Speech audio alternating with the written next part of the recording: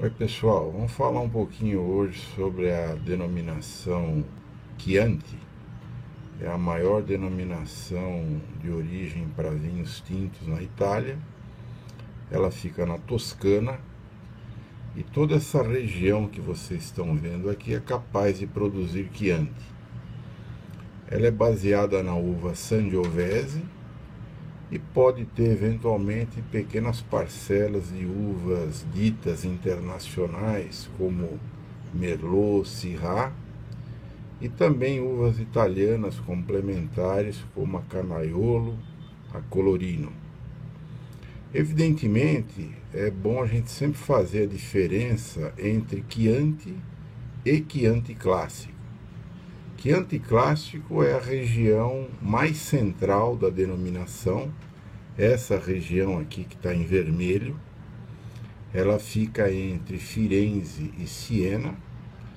E essa partezinha aqui rajadinha em azul, digamos assim, é a região de origem do Chianti. É uma região milenar, onde você tem cidades como Castellini in Chianti, Gaioli in Chianti, Radda in Chianti, que faz Chianti aí há muitos e muitos anos.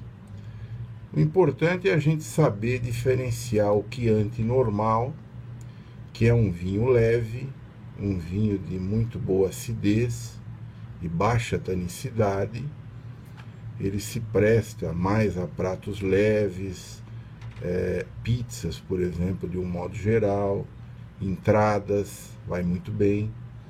E já o Chianti clássico, que é um vinho um pouco mais estruturado, tem um pouco mais de tanino, é um vinho que pode inclusive envelhecer bem e acompanhar pratos mais robustos de carne, por exemplo.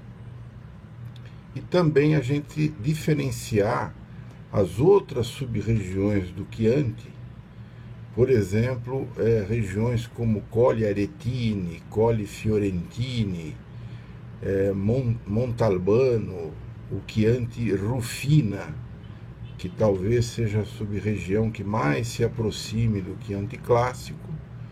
Todas elas procuram, digamos, chegar perto da estrutura do Chianti clássico. Mas realmente essa parte aqui da denominação Chianti é onde você tem os vinhos mais estruturados e, portanto, aí com uma certa longevidade. No próximo artigo a gente vai falar mais sobre o Chianti clássico e outras regiões aí vizinhas a ele.